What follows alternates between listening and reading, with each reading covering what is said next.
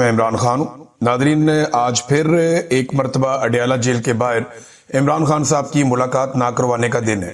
हालांकि गुज़िश्ता हफ्ते जब इमरान खान साहब की बहनें और पाकिस्तान तहरीक इंसाफ की क़यादत और कारकुन वहां मौजूद थे, तो ये कहा गया इंतजामिया की जानिब से कि अगले हफ्ते इमरान खान साहब से जरूर आपकी मुलाकात करवा दी जाएगी। और ये यकीन दहानी होने के बाद रात गए उन्होंने अपना धरना खत्म कर दिया। आज फिर इमरान खान साहब की बहनें और पाकिस्तान तहरीक इंसाफ के लोग ये कोशिश करेंगे कि इमरान खान साहब की बहनों की इमरान खान साहब से मुलाकात हो जाए। मसला ये है कि इमरान खान हार मानने को तैयार नहीं है और वो जालिम को जालिम कहने से बाज नहीं आ रहे। यानी वो ये साफ कहते हैं कि आसिम मुनीर साहब ने ये किया, आसिम मुनीर साहब ने वो किया, ये अपने इक्तदार और ताकत के लिए ये सारा कुछ कर रहे हैं। तो वो इमरान खान साहब टारगेट करते हैं आसिम मुनीर को डायरेक्टली, और ये बात आसिम मुनीर साहब को पसंद नहीं है। तो मिलिट्री एस्टेब्लिशमेंट फिर इमरान खान साहब की मुलाकातें बंद कर देती है। यह है सादी कहानी।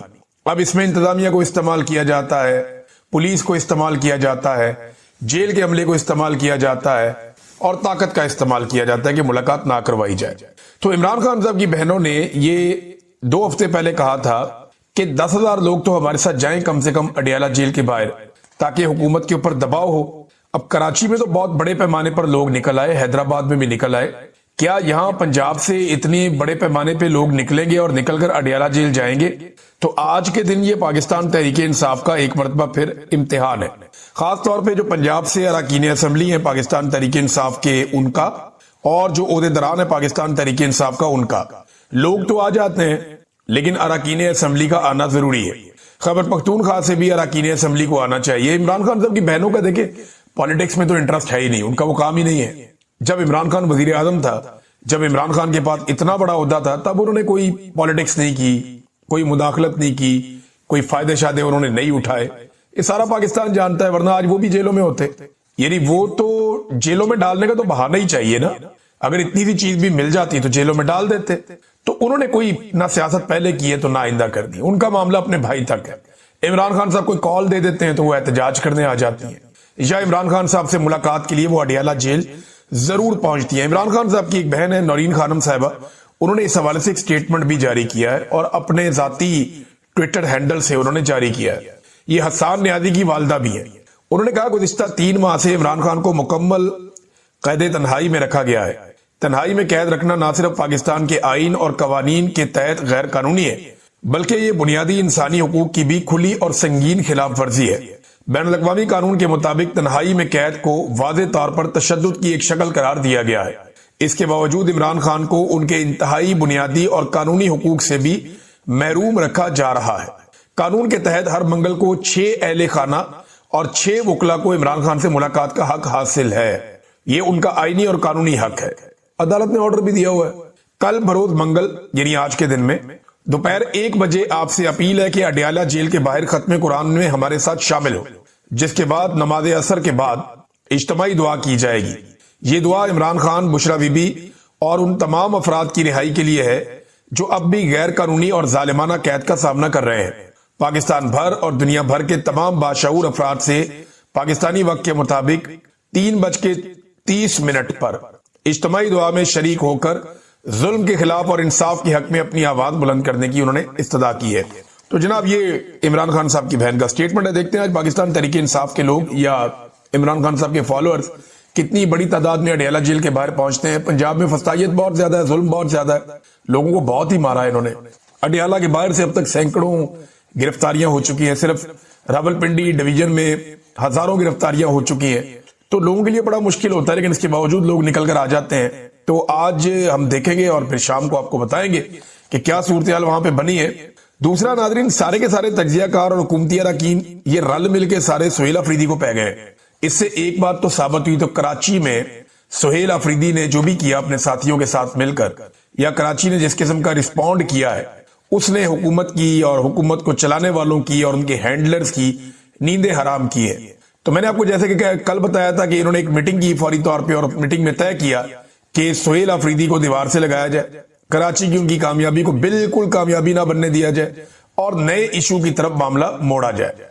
तो सुहेल अफरीदी के चंद स्टेटमेंट्स को लेकर उसको सियाको सबाक से हटाकर उसके असल मानी कहीं और रह गए, और इन्होंने तज्जियाकारों के जरिए से, मीडिया के जरिए से, और ये काम मिलिट्री एस्टेब्लिशमेंट ने करवाया। और चंद दानिश्वरों के जरिए से इन्होंने इसको एक अलग शक्ल दे दी। वो जरा आ गए, उन्होंने आके उसके ऊपर प्रेस कॉन्फ्रेंस शुरू कर दी और रोला डाल दिया, जनाब ये तो पाकिस्तान के दुश्मन है, ये तो दहशतगर्द है, ये वो है। देखिए, ये पाकिस्तान तहरीक इंसाफ को टीटीपी के साथ जोड़ते हैं कि पीटीआई और टीटीपी ये कहते हैं जनाब कि ये कोई एक ही चीज है। इमरान खान साहब के दौर में अगर ये एक ही चीज होती तो क्या इमरान खान साहब के दौर में तहरीक तालिबान पाकिस्तान कलदम रहती या ना रहती? इमरान खान के दौर में तहरीक तालिबान पाकिस्तान कलदम ही थी, उसके ऊपर पाबंदी जारी रही। इमरान खान ने कभी भी इनके साथ कोई मामला नहीं किया कि इनको लेकर आओ वापस, और इमरान खान ये नहीं कहता कि दहशतगर्दों से मुज़ाकरात करने हैं। इमरान खान ये कहता है जो लोग दहशतगर्दी से मुतासिर हैं उनके साथ मुज़ाकरात करने हैं, जो लोग दहशतगर्दी से तंग हैं उनके साथ मुज़ाकरात करने हैं। दहशतगर्दों से कौन मुज़ाकरात करता है? जिसने हथियार उठाया हुआ है, जो पागलपन का शिकार है, जो बम धमाके करता फिर रहा है, जो इंसानों को कत्ल कर रहा है, उससे कौन बेवकूफ मुज़ाकरात करेगा? भी मुज़ाकरात तो होते हैं उनके साथ जो दहशतगर्दी से मुतासिर हो रहे हैं, जो स्टेक होल्डर्स हैं, उनके साथ मुज़ाकरात होते हैं, और ये मुज़ाकरात होने चाहिए। इसमें तमाम मकातब फिक्र के लोगों को और तमाम स्टेक होल्डर्स को एक साथ बिठाना चाहिए, जैसा कि सोहेल आफरीदी ने बिठाया था। एक जरगा किया था जिससे बड़ी खबरें निकल कर आई थी, और वो इन्होंने जो जरगे की तफसीलात हैं वो हुकूमत के साथ शेयर भी की, लेकिन अभी तक किसी के कान पे जूं तक नहीं रेंगी। सोहेल आफरीदी अगर 2 दिन पंजाब में आ जाता है या 3 दिन कराची में चला जाता है तो पाकिस्तान के मीडिया पे रोला पड़ जाता है कि जनाब खैबर पख्तूनख्वा में छोड़ के, भाई वहां काबीना काम कर रही है, वहां सिस्टम काम कर रहा है, एक वजीर आला ज्यादा टाइम अपने सूबे में गुजारता है, वहां काम करता है, एक दिन का कुछ हिस्सा कभी कभी वो आकर अडियाला जेल के बाहर खड़ा हो जाता है कि मेरी मुलाकात का दिन है, मेरी मुलाकात करवाओ। इसके बाद 2 दिन ये शख्स पंजाब में गया और 3 दिन ये शख्स कराची में गया, तो रोला इन्होंने ऐसे डाल दिया जैसे कि पता नहीं क्या हो गया। हालांकि दूसरी तरफ जो टिकटॉकर है वो एक एयरफोर्स का तैयारा लेती है, और एयरफोर्स का जो तैयारा खसूसी परवाज है उसके जरिए से अपने बच्चे, दमाद, मुलाजम, रिश्तेदार, मेकअप आर्टिस्ट, वो पता नहीं कौन कौन सारे पकड़ के, कभी जापान, कभी जनाब कौन सा मुल्क, कभी सेंट्रल एशिया, कभी मिडल ईस्ट, कभी यूरोप, कभी लंदन, कभी लैटिन अमेरिका। इनकी तो ब्रेकें नहीं लग रही, जहाज का रिक्शा बना के रख दिया है। वहां कोई नहीं पूछता कि जनाब हफ्ते हफ्ते 1.5 हफ्ते के टूर कौम के पैसों पे लग रहे हैं। वहां इमरान खान ने कल सवाल किया कि बताओ मैं कब लाया हूं दहशतगर्दों को, कौन से दहशतगर्द मैं लेकर आया हूं, बताओ ना, उनके नाम लो, बताओ कब लाया हूं, कौन से लाया हूं, किस तरह लाया हूं, बताओ। ये दहशतगर्द जब लाए जा रहे थे और इनके लिए बॉर्डर नरम किया जा रहा था तो मुराद सईद चिल्ला रहा था, खैबर पख्तूनख्वा के तमाम MNAs MPs चिल्ला रहे थे कि ये मत करो। जब ये दहशतगर्द साउथ में आ रहे थे तो अली अमीन गंडापुर और उसके भाई चिल्ला रहे थे। गंडापुर ने यहां तक कहा कि हमारी पुलिस दहशतगर्दों को गिरफ्तार करती है, हमारी मिलिट्री एजेंसियां वो आती हैं और आकर छुड़वा लेती हैं कि ये हमारे असासी हैं, इनको छोड़ दो। अब आप बताइए, इसका जवाब दीजिए कि जब पुलिस ने बारहा ये कहा कि हम दहशतगर्दों को पकड़ते हैं, फौज आके छुड़वा के ले जाती है, अब हम क्या करें? बार बार कहा।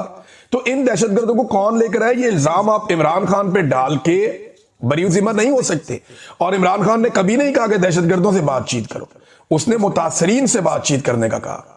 और आज मुतासरीन कौन है? कबायली इलाके के रहने वाले लोग, चाहे वो अफगानिस्तान में चाहे वो पाकिस्तान में, हमारे गयूर कबायली।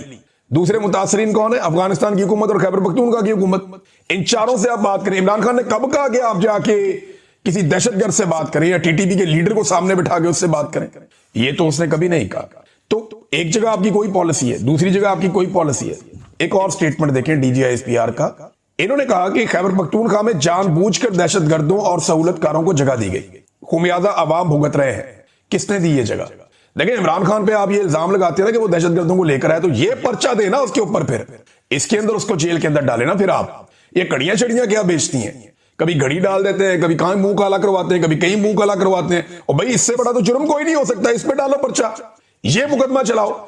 ये मुकदमा ये इसलिए रियासत नहीं चला सकती कि ये जानते हैं कि दहशतगर्दों को कौन लाया, और ताने बाने सीधे जनरल नदीम अंजुम और जनरल बाजुआ पे जाएंगे। और जब नदीम अंजुम को और जनरल बाजुआ को उल्टा लटकाया जाएगा तो सारी कहानी खुल जाएगी। वो सारी कहानी बता देंगे किसने क्या किया और किसने मेरे से क्या काम करवाया और कौन किस जगह पे कितना इन्वॉल्व था और ये लड़ाई किस लिए बढ़ाई जा रही है। मादनियात का क्या किरदार है, अमेरिका को कैसे राजी करना है, एक नई लड़ाई जो है डॉलरों वाली, उसके अंदर कैसे मुल्क को झोंकना, ये वहां के मकामी लोग भी कहते हैं और बार बार कहते हैं। तो दहशतगर्दों को कौन लाया ना?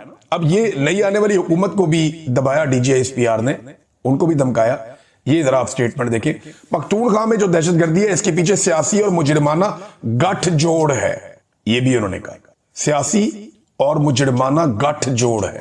यानी पाकिस्तान तहरीक इंसाफ, वहां पे लोग उन्हें वोट डाल रहे हैं। खैबर पख्तूनख्वा के लोग दहशतगर्दी से मुतासर हैं, दहशतगर्दी से तंग हैं। उन्होंने परवेज खटक को दौर में वोट डाला पीटीआई को, 2018 में उससे ज्यादा वोट डाला पीटीआई को, 2024 में उससे ज्यादा वोट डाला पीटीआई को। अगर फौज की पॉलिसी ठीक होती तो इतना वोट तो ना पड़ता पीटीआई को, फौज को पड़ जाता या फौज की जमातों को पड़ जाता। भाई ये वाइड सूबा है ना, जहां पे वोट लोगों ने गिनवा भी दिया बैठ के कि नहीं हमने अपनी हुकूमत लेनी है। बाकी जगह पे तो इन्होंने 2 नंबरी कर दी, फॉर्म 47 जालसाजी कर दी। लेकिन खैबर पख्तूनख्वा में इतना सख्त रिएक्शन था कि यहां पे 2 नंबरी भी नहीं कर सके। फॉर्म 47 जारी किए, लेकिन इतनी बड़ी तादाद में लोगों ने यहां पे सब कुछ होने नहीं दिया। अब खुद बता रहे हैं डीजीएसपीआर के 14,500 से ज्यादा ऑपरेशन किए गए। सवाल यह है कि 14,500 ऑपरेशन करके आप अमन कायम नहीं कर सके तो वो फॉर्मूले पे आ जाए ना। आप जो मुतासरीन हैं उनसे बात करें, उनके साथ बैठें। अगर आपकी पॉलिसी काम कर रही होती तो आज बलूचिस्तान में अमन ना होता। वहां पे तो आपकी अपनी हुकूमत है, आपके अपने कठपुतली पिछले कई दहाइयों से बैठे हुए हैं। बलूचिस्तान का तो बेड़ा गर्क कर दिया, वहां अमन ही नहीं है। अगर फौज के कंट्रोल में बलूचिस्तान की तरह खैबर पख्तूनख्वा दे दिया तो खैबर पख्तूनख्वा की भी वही हालत हो जाएगी जो आज बलूचिस्तान की है, क्योंकि वहां पे फौज की पॉलिसी चलती है। बेड़ा गर्क हो गया, वहां पे कोई वहां पे सरकार हुकूमत आई नहीं, कोई सरकार आई नहीं। वहां पूरा कंट्रोल है, कोई वहां बंदा जा ही नहीं सकता। आप रात को ट्रेवल नहीं कर सकते, इंटरनेट वहां पे बंद है, मोबाइल वहां पे बंद है। वहां सिर्फ एक ही काम हो रहा है, मादनियत निकालो पचाओ बस। अमेरिका को कंसाइनमेंट दिया बहुत बड़ा, और भी दे देंगे ट्रंप को राजी करने के लिए। तो बात यह है कि बलूचिस्तान की जो हालत हो गई है, वहां तो मिलिट्री एस्टेब्लिशमेंट का पूरा कंट्रोल है, सियासी वजूद ही नहीं है। तो क्या यही हालत कर दी है खैबर पख्तूनख्वा की भी कि यहां से सिर्फ मादनी आदमी निकलेंगी और लोग सिसकते रहेंगे, लोग अजीबो गरीब जिंदगी गुजारते रहेंगे। बलूचिस्तान के हालात आप देख लें, नो गो एरिया बन गया है। कच्चे के हालात आप देख लें, रात के वक्त गाड़ियां नहीं अब गुजरती सिंध से पंजाब के बीच में, गुजरती हैं तो उनको स्क्वाड किया जाता है आगे पीछे, ये पुलिस की बहुत सारी गाड़ियां लगा के कमांडोज की। अब वो नो गो एरिया बना हुआ है जी, कच्चे का इलाका भी, वो बड़े लीथल हो गए हैं डाकू। टीएलपी पंजाब में इस वक्त सड़कों पे है, कश्मीर में दोबारा लड़ाई शुरू हो गई है और कश्मीर में इन्होंने फिर पर्चे देना शुरू कर दिए। मुजफ्फराबाद के एसएचओ की मुद्दईयत में शौकत नवाज मीर समेत बहुत सारे रहनुमाओं पे मुकदमा दर्ज हो गया कि नीलम पुल के ऊपर इन्होंने ये किया वो किया, वो कत्ल के इकदामे कत्ल के और दीगर मुकदमा दे दिए। वादे शादे कोई पूरे नहीं किए, इन्होंने दोबारा चढ़ाई कर दी। पूरे पाकिस्तान में पाकिस्तान की मिलिट्री एस्टेब्लिशमेंट ने जंग लगाई हुई। पंजाब के अंदर इन्होंने तय किया तरीके लब्बैक से पुरअमन तरीके से आगे अपना आप एहतजाज कर लीजिएगा। अब वो सड़कों पे निकले हुए हैं, देव मार कुटाई चल रही है हर जगह पे, बंदे कत्ल भी हो गए, बहुत सारे जख्मी भी हो गए, वो रिजवी बरादरान भी आ गए, वो सड़कों पे आगे की तरफ बढ़ रहे हैं। पुलिस उन्हें रोक रही है, पूरे इस्लामाबाद में रास्ते बंद किए हुए हैं, पंजाब में रास्ते बंद किए हुए हैं, कंटेनर लगाए हुए हैं जगह जगह पे, और ये एक नया तमाशा पूरी दुनिया को दिखा रहे हैं। आईएमएफ के साथ इनकी जो डील हो रही थी, वो जो एक डील होती है स्टाफ लेवल, वो अभी तक साइन नहीं हुई, उसकी इनको अलग परेशानी। इकोनॉमी का बेड़ा गर्क कर दिया। पाकिस्तान में गिलगित बल्तिस्तान से लेकर कराची तक, गवादर तक इन्होंने पाकिस्तान के हालात बर्बाद कर दिए। और ये सियासतदानों पे कैसे इल्जाम लगा सकते हैं? ये सारे फैसले मिलिट्री एस्टेब्लिशमेंट के थे और उन्होंने ये फैसले किए। और अब मिलिट्री एस्टेब्लिशमेंट का फैसला है कि खैबर पख्तूनख्वा पे उन्हें पूरा कंट्रोल चाहिए। अब ये पूरा कंट्रोल करने के लिए सुहेल अफरीदी एक रुकावट है।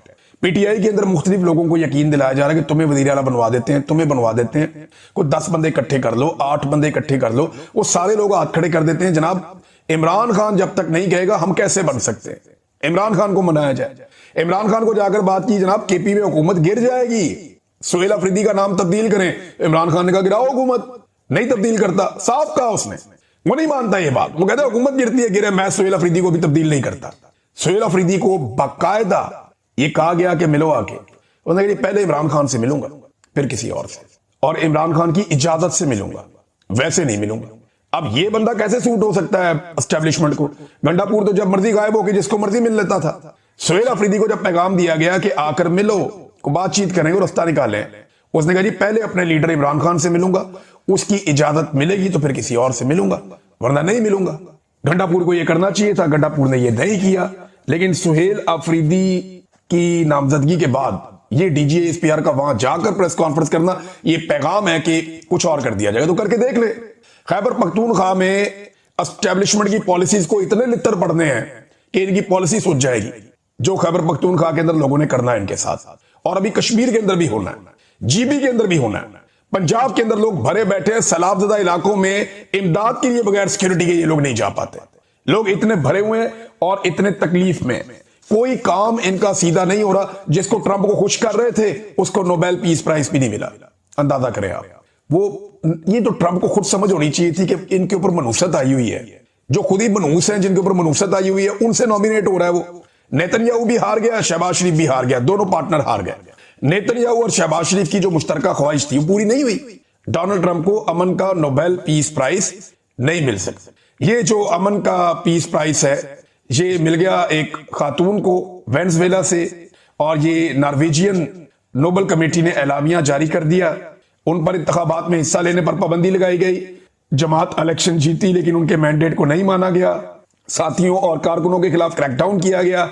जमहूरी हुकूक, अवामी मैंडेट, अवामी बालादस्ती और जमहूरियत के लिए जिद्दोजहद के एतराफ में वेनेजुएला की अपोजिशन लीडर मारिया कोरिना को इस बरस का अमन का नोबेल इनाम दिया जाता है। अगर ये क्राइटेरिया है तो इमरान खान तो इसके ऊपर बहुत जबरदस्त तरीके से पूरा उतरता। जो जुल्म और जबर इमरान खान साहब और उनकी जमात के साथ किया गया उसके सामने तो ये वेनेजुएला में कुछ भी नहीं हुआ। लेकिन चले, इमरान खान को नहीं मिला, एक और हकदार को मिल गया। लेकिन डोनाल्ड ट्रंप को अमन का नोबेल इनाम नहीं मिला। वो काफी मायूस है इस वजह से। उसका एक स्टेटमेंट भी आया कि मैंने तो 8 जंगें रुकवाई हैं। तो डोनाल्ड ट्रंप ने बड़ी कोशिश की, नेतन्याहू और शहबाज शरीफ ने उनके लिए बड़ी कोशिश की, लेकिन दोनों दोस्त जो है वो कामयाब नहीं हो सके और डोनाल्ड ट्रंप को अमन का नोबेल इनाम नहीं मिला। डोनाल्ड ट्रंप को सोचना चाहिए था कि किन से वो सिफारिशें करवा रहा है। ऐसे सिफारिशी जब कोई सिफारिश करें तो काम उल्टा ही होता है। नाज़रीन, अफगानिस्तान पर जो एरियल स्ट्राइक हुई उसके ऊपर जब सवाल किया गया DGISPR से, तो DGISPR ने उस पर वजाहत के साथ जवाब नहीं दिया। गोल मोल टाइप का उसके ऊपर जवाब दिया है, लेकिन अफगानिस्तान की तरफ से जो जवाब है उसमें क्लैरिटी है। लेकिन अब मैं ये पिक्चर आपके सामने रखना चाहता था